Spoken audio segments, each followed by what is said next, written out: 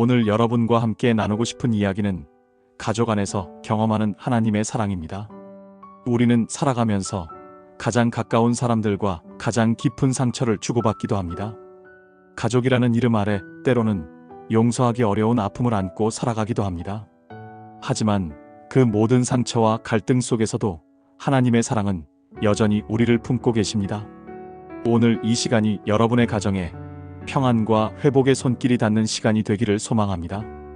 하나님의 사랑은 조건이 없습니다. 성경에서 말씀하시는 사랑은 우리가 흔히 생각하는 감정적인 좋아함이나 일시적인 애정과는 다릅니다. 요한 1서 4장 8절은 하나님은 사랑이시라고 선포합니다. 사랑을 가지신 분이 아니라 사랑 그 자체이신 분입니다. 이것은 하나님의 본질 자체가 사랑이라는 의미입니다. 그분의 사랑은 우리의 행동이나 태도에 따라 변하지 않습니다. 우리가 잘할 때만 사랑하시는 것이 아니라 우리가 넘어지고 실패할 때도 여전히 우리를 사랑하십니다. 요한복음 3장 16절은 우리에게 너무나 익숙한 말씀입니다. 하나님이 세상을 이처럼 사랑하사 독생자를 주셨으니 이는 그를 믿는 자마다 멸망하지 않고 영생을 얻게 하려 하심이라. 이 말씀은 단순히 구원의 선포가 아닙니다. 이것은 하나님께서 우리를 위해 가장 소중한 것을 내어주신 사랑의 선언입니다. 자신의 아들을 십자가에 내어주시기까지 우리를 사랑하신 그 마음을 생각해 보십시오. 그것이 바로 우리를 향한 하나님의 사랑의 깊이입니다. 로마서 5장 8절은 우리가 아직 죄인 되었을 때에 그리스도께서 우리를 위하여 죽으심으로 하나님께서 우리에 대한 자기의 사랑을 확증하셨다고 말합니다. 우리가 완벽해져서 사랑받는 것이 아닙니다. 우리가 부족하고 연약할 때 먼저 다가오신 것이 하나님의 사랑입니다. 이 사랑은 우리의 자격이나 조건을 따지지 않습니다. 단지 우리가 그분의 자녀이기 때문에 사랑하시는 것입니다. 가족 안에서 우리는 이 사랑을 어떻게 경험할 수 있을까요? 가족은 하나님께서 우리에게 주신 가장 가까운 공동체입니다. 그 안에서 우리는 사랑을 배우고 용서를 연습하며 서로를 품는 법을 익혀갑니다. 하지만 동시에 가족은 우리에게 가장 큰 상처를 줄 수 있는 관계이기도 합니다. 가까운 만큼 기대가 크고 기대가 큰 만큼 실망도 깊어지기 때문입니다. 하나님께서는 가족이라는 관계 속에서 당신의 사랑을 보여주기를 원하십니다. 부모와 자녀 사이에서, 형제자매 사이에서, 부부 사이에서 하나님의 사랑이 흘러가기를 바라십니다. 그 사랑은 완벽함을 요구하지 않습니다. 오히려 우리의 부족함을 인정하고 서로의 연약함을 품어주는 것입니다. 에베소서 4장 2절은 모든 겸손과 온유로 하고 오래 참음으로 사랑 가운데서 서로 용납하라고 말합니다. 이것이 바로 가족 안에서 실천해야 할 하나님의 사랑입니다. 이제 한 가정의 이야기를 나누고자 합니다. 이 이야기는 우리 주변에서 흔히 볼 수 있는 모습이기도 합니다. 한 어머니가 계셨습니다. 세 자녀를 키우며 평생을 헌신으로 살아오신 분입니다. 자녀들이 어릴 때는 밤늦게까지 일하며 학비를 대고 끼니를 챙기느라 자신의 건강도 돌보지 못했습니다. 자녀들이 대학에 가고 직장을 잡고 결혼을 할 때까지 어머니는 늘 뒤에서 묵묵히 지원해 주셨습니다. 그런데 자녀들이 각자의 가정을 꾸리고 바쁜 삶을 살게 되면서 어머니와의 연락은 점점 뜸해졌습니다. 명절 때나 얼굴을 보고 그마저도 형식적인 인사로 끝나는 경우가 많았습니다. 어머니는 외로움을 느끼셨지만 자녀들에게 부담을 주고 싶지 않아 아무 말도 하지 못하셨습니다. 그저 혼자 지내시며 자녀들이 잘 지내기만을 바라셨습니다. 어느 날 큰딸이 어머니께 전화를 드렸습니다. 평소와 다름없는 안부 전화였는데 어머니의 목소리가 평소와 달리 힘이 없었습니다. 큰딸은 무언가 이상함을 느끼고 다음날 어머니 댁을 방문했습니다. 문을 열고 들어가니 어머니는 몸이 아파 며칠째 제대로 식사도 못하고 계셨습니다. 혼자 끙끙 앓으며 버티고 계셨던 것입니다. 큰딸은 그제야 자신이 얼마나 어머니를 소홀히 대했는지 깨달았습니다. 눈물이 쏟아졌습니다. 어머니는 평생 자신들을 위해 헌신하셨는데 정작 자녀들은 바쁘다는 핑계로 어머니를 외롭게 두었던 것입니다. 큰딸은 어머니를 모시고 병원에 갔고 며칠간 곁에서 간호를 했습니다. 그 시간 동안 어머니와 많은 이야기를 나누었습니다. 어머니는 말씀하셨습니다. 자신이 원하는 것은 거창한 것이 아니라 가끔 전화로라도 안부를 묻고 함께 식사할 수 있는 시간이라고. 자녀들이 행복하게 사는 모습을 보는 것만으로도 감사하지만 가끔은 자신도 외롭고 자녀들이 그리웠다고 솔직하게 말씀하셨습니다. 큰딸은 어머니의 말씀을 들으며 가슴이 무너지는 것 같았습니다. 그날 이후 큰딸은 동생들과 의논하여 어머니를 더 자주 찾아뵙기로 했습니다. 일주일에 한 번씩 돌아가며 어머니와 식사하는 시간을 갖기로 했습니다. 처음에는 어색하기도 했지만 점점 자연스러워졌습니다. 어머니의 얼굴에 생기가 돌아왔고 자녀들도 어머니와의 시간이 주는 평안을 느끼게 되었습니다. 어느 날 큰딸이 어머니께 여쭤봤습니다. 그동안 섭섭하지 않으셨냐고. 어머니는 잠시 침묵하시다가 말씀하셨습니다. 섭섭했던 것은 사실이지만 자녀들을 원망하지는 않았다고. 왜냐하면 자신도 젊었을 때 부모님께 그렇게 하지 못했기 때문이라고.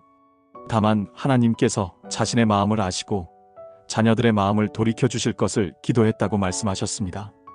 큰딸은 어머니의 그 말씀을 듣고 더 큰 깨달음을 얻었습니다.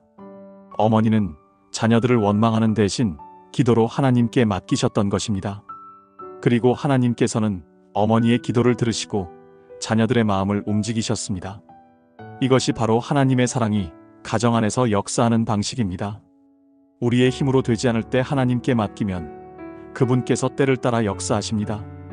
이 가정은 그 일을 계기로 많은 것이 변화되었습니다. 자녀들은 어머니와의 관계를 회복했을 뿐 아니라 서로 간의 관계도 더 돈독해졌습니다. 함께 모여 어머니를 섬기며 형제자매 간의 유대도 깊어졌습니다. 무엇보다 이 가정에 하나님의 사랑이 흐르기 시작했습니다. 서로를 향한 이해와 용서와 배려가 자연스럽게 표현되었습니다. 이제 다른 가정의 이야기를 나누겠습니다. 한 부부가 있었습니다. 결혼한 지 20년이 넘었지만 두 사람의 관계는 늘 긴장되어 있었습니다. 남편은 과묵하고 감정 표현이 서툴렀습니다. 아내는 대화를 원했지만 남편은 늘 말이 없었습니다. 아내는 남편이 자신에게 관심이 없다고 생각했고 남편은 자신이 열심히 일하는데 왜 아내가 불만인지 이해할 수 없었습니다. 시간이 지나며 두 사람 사이의 거리는 점점 멀어졌습니다. 같은 집에 살면서도 마음은 천리 밖에 있는 것 같았습니다. 대화는 필요한 말만 주고받는 수준이었고 서로에게 상처 주는 말들이 오갔습니다. 아내는 남편이 자신을 사랑하지 않는다고 느꼈고 남편은 아내가 자신을 인정하지 않는다고 생각했습니다. 어느 날 아내가 교회에 나가기 시작했습니다. 처음에는 그저 외로움을 달래기 위해서였습니다. 그런데 교회에서 말씀을 듣고 기도하면서 아내의 마음에 변화가 일어났습니다. 목사님의 설교 중에 사랑은 상대방이 원하는 것을 해주는 것이 아니라 상대방을 있는 그대로 받아들이는 것이라는 말씀이 마음에 와닿았습니다. 아내는 그동안 자신이 원하는 남편의 모습을 요구했다는 것을 깨달았습니다. 남편은 말이 없어도 성실하게 가정을 책임지고 있었습니다. 밤늦게까지 일하며 가족을 위해 헌신하고 있었습니다. 다만 표현이 서툴렀을 뿐입니다. 아내는 자신이 남편의 사랑의 언어를 이해하지 못했다는 것을 알게 되었습니다. 그날부터 아내는 남편을 대하는 태도를 바꾸었습니다. 남편이 퇴근하면 따뜻하게 맞이했고 수고했다는 말을 자주 했습니다. 남편이 좋아하는 음식을 만들어주고 작은 것에도 감사를 표현했습니다. 처음에는 남편도 어색해했지만 점점 아내의 변화를 느끼기 시작했습니다. 남편도 조금씩 변하기 시작했습니다. 아내에게 오늘 하루 어땠냐고 물어보고 짧게나마 자신의 이야기도 하기 시작했습니다. 주말에는 아내와 함께 산책을 나가기도 했습니다. 말은 여전히 많지 않았지만 함께 있는 시간이 늘어났습니다. 그 시간들이 쌓이면서 두 사람 사이의 벽이 조금씩 허물어졌습니다. 어느 날 남편이 아내에게 물었습니다. 왜 이렇게 달라졌냐고.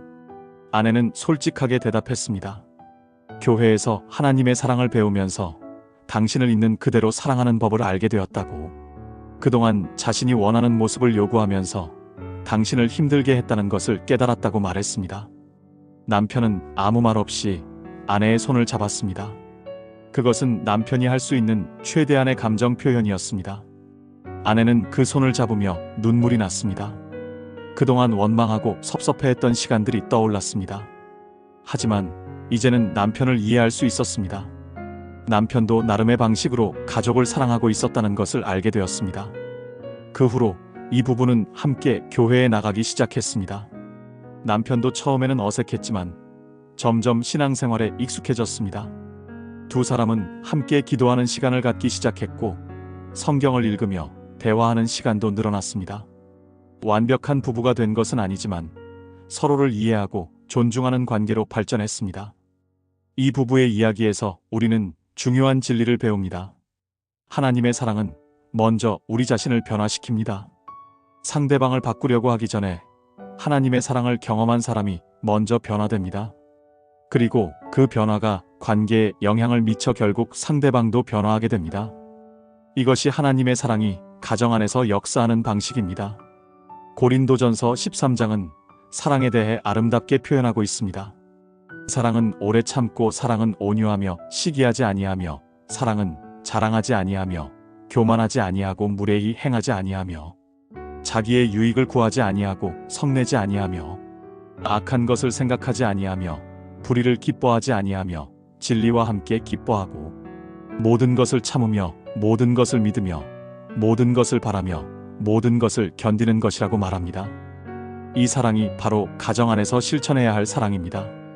완벽한 사랑이 아니라 오래 참고 견디며 서로를 품어주는 사랑입니다. 이 사랑은 우리의 힘으로는 불가능합니다. 오직 하나님의 사랑을 먼저 경험한 사람만이 다른 사람을 이렇게 사랑할 수 있습니다. 요한 1서 4장 19절은 우리가 사랑함은 그가 먼저 우리를 사랑하셨음이라고 말합니다. 이제 말과 은혜에 대해 이야기하고자 합니다. 가정 안에서 우리가 나누는 말은 매우 중요합니다. 잠언 18장 21절은 죽고 사는 것이 혀의 힘에 달렸다고 말합니다. 가족에게 하는 말 한마디가 그들에게 생명을 줄 수도 있고 상처를 줄 수도 있습니다. 우리는 가까운 사람일수록 함부로 말하는 경향이 있습니다. 어차피 가족이니까 이해해주겠지 하는 안일한 생각으로 날선 말을 쏟아내기도 합니다. 하지만 가족이기에 더욱 조심해야 합니다. 가까운 사람의 말이 더 깊이 박히기 때문입니다. 부모의 무심코 던진 말 한마디가 자녀의 마음에 평생 상처로 남을 수 있습니다. 배우자에게 한 비난의 말이 관계에 깊은 금을 만들 수 있습니다. 반대로 격려와 인정의 말은 가족에게 큰 힘이 됩니다. 한 아버지가 계셨습니다. 직장에서 스트레스를 받으면 집에 와서 가족들에게 화를 내는 습관이 있었습니다. 특히 아들이 공부를 소홀히 하거나 실수를 하면 심하게 꾸짖었습니다. 너는 왜 그것밖에 못하느냐? 이것도 못하면 나중에 뭐가 되겠느냐는 말을 자주 했습니다. 아들은 아버지의 그런 말에 상처를 받았지만 겉으로 드러내지 않았습니다. 점점 아버지를 피하게 되었고 대화도 줄어들었습니다. 성적도 떨어지고 자신감도 잃어갔습니다. 아버지는 아들이 자신의 말을 듣지 않는다고 더 화를 냈고 악순환이 반복되었습니다. 어느 날 아버지는 교회 부흥회에 참석했습니다.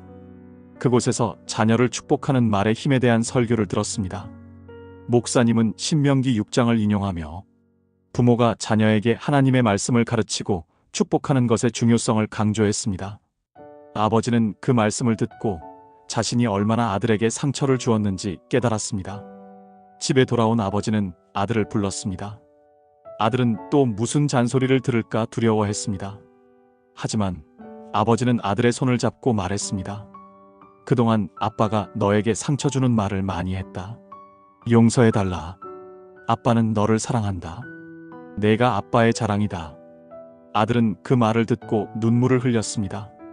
아버지도 함께 울었습니다. 그날부터 아버지는 아들에게 하는 말을 바꾸었습니다. 꾸짖는 대신 격려했고 비난하는 대신 인정했습니다. 아들이 작은 것을 해도 잘했다고 칭찬했고 실수를 해도 괜찮다고 위로했습니다. 아들은 점점 밝아졌고 자신감도 회복되었습니다. 성적도 오르고 아버지와의 관계도 좋아졌습니다. 이 이야기는 말의 힘이 얼마나 큰지 보여줍니다. 에베소서 4장 29절은 무릇 더러운 말은 너희 입 밖에도 내지 말고 오직 덕을 세우는 데 소용되는 대로 선한 말을 하여 듣는 자들에게 은혜를 끼치게 하라고 말합니다. 가족에게 하는 우리의 말이 은혜가 되어야 합니다. 그 말이 그들에게 생명을 주고 힘을 주어야 합니다. 은혜로운 말은 단순히 좋은 말만 하는 것이 아닙니다. 때로는 진실을 말해야 할 때도 있고 잘못을 지적해야 할 때도 있습니다. 하지만 그럴 때도 사랑으로 해야 합니다.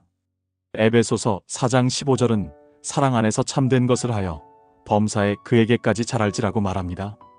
사랑 안에서 진실을 말하는 것이 은혜로운 말입니다. 가정에서 은혜로운 말을 하려면 먼저 우리 자신이 하나님의 은혜를 경험해야 합니다. 하나님께서 우리를 어떻게 대하시는지 알아야 합니다. 그분은 우리가 죄인일 때도 사랑하셨습니다. 우리가 실수할 때도 용서하셨습니다. 우리가 연약할 때도 붙들어 주셨습니다. 이 은혜를 경험한 사람은 다른 사람에게도 은혜로운 말을 할 수 있습니다. 이제 실천 루틴을 나누고자 합니다. 오늘 이 말씀을 듣고 나서 우리가 할 수 있는 구체적인 실천이 무엇일까요? 먼저 조용한 곳에서 3분 정도 묵상하는 시간을 가지시기 바랍니다. 오늘 들은 말씀 중에서 가장 마음에 와닿은 부분이 무엇인지 생각해 보십시오. 가족과의 관계에서 내가 바꾸어야 할 점은 무엇인지 돌아보십시오. 묵상 후에는 기도하시기 바랍니다. 주기도문을 함께 드릴 수도 있고 자유롭게 기도할 수도 있습니다. 하나님 아버지, 저희 가정을 돌아봐 주옵소서. 저희가 서로 사랑하며 용서하며 살아갈 수 있도록 도와주옵소서. 하나님의 사랑이 저희 가정에 충만하게 하옵소서. 이렇게 기도하시기 바랍니다. 그리고 성경 관찰문을 통해 말씀을 더 깊이 묵상하시기 바랍니다. 첫 번째 질문입니다. 나는 오늘 하나님의 사랑에 대한 말씀 중 어떤 부분을 가장 깊이 붙잡고 있습니까? 하나님의 조건 없는 사랑입니까? 먼저 다가오신 사랑입니까? 십자가의 사랑입니까? 그 말씀이 나에게 어떤 의미로 다가오는지 생각해 보십시오. 두 번째 질문입니다. 오늘 들은 말씀이 내 삶에 어떻게 역사하기를 원하십니까? 가족과의 관계에서 구체적으로 어떤 변화가 일어나기를 소망하십니까? 부모님과의 관계입니까? 자녀와의 관계입니까? 배우자와의 관계입니까? 하나님께서 그 관계를 어떻게 회복시켜 주시기를 바라는지 구체적으로 생각해 보십시오. 세 번째 질문입니다. 지금 이 순간 내가 주님께 맡길 수 있는 것은 무엇입니까? 가족에 대한 섭섭함입니까? 용서하지 못하는 마음입니까? 관계 회복에 대한 두려움입니까? 그것을 주님께 내려놓고 그분의 인도하심을 구하십시오. 하나님께서는 우리가 맡기는 모든 것을 받아주시고 가장 좋은 길로 인도해 주십니다. 이러한 실천을 통해 하나님의 사랑이 우리 삶에 구체적으로 적용되기를 소망합니다. 단순히 머리로 아는 지식이 아니라 삶으로 경험하는 은혜가 되기를 바랍니다. 가정 안에서 하나님의 사랑이 흘러가고 그 사랑으로 서로를 품어주는 아름다운 관계가 회복되기를 기도합니다. 이제 오해를 바로잡고자 합니다. 어떤 분들은 믿음을 이야기할 때 맹목적으로 믿으라는 것으로 오해하기도 합니다. 하지만 하나님의 사랑을 믿는다는 것은 현실을 외면하는 것이 아닙니다. 오히려 현실을 직시하면서도 그 안에서 하나님의 손길을 발견하는 것입니다. 가족과의 갈등이나 상처가 있다면 그것을 인정하고 직면해야 합니다. 다만 그 문제를 해결하는 방식이 다른 것입니다. 세상의 방식은 상대방을 바꾸려고 하거나 상황을 내 힘으로 해결하려고 합니다. 하지만 믿음의 방식은 먼저 하나님께 나아가는 것입니다. 그분께 우리의 연약함과 한계를 고백하고 도움을 구합니다. 그리고 그분의 사랑으로 먼저 내가 변화되기를 구합니다. 이것은 회피가 아니라 가장 지혜로운 접근입니다. 또 어떤 분들은 믿음이 있으면 모든 문제가 단번에 해결될 것이라고 생각합니다. 하지만 하나님의 사랑을 경험한다고 해서 가족과의 모든 갈등이 즉시 사라지는 것은 아닙니다. 관계의 회복은 시간이 필요합니다. 서로에 대한 신뢰를 쌓아가는 과정이 필요합니다.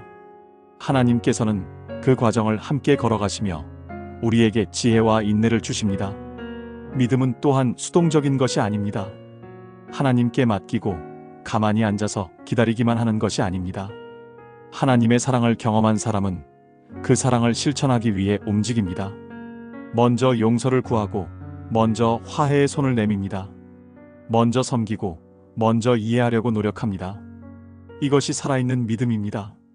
야고보서 2장 17절은 행함이 없는 믿음은 그 자체가 죽은 것이라고 말합니다. 하나님의 사랑을 믿는다면 그 사랑을 실천해야 합니다. 가족에게 사랑한다고 말하는 것만으로는 부족합니다.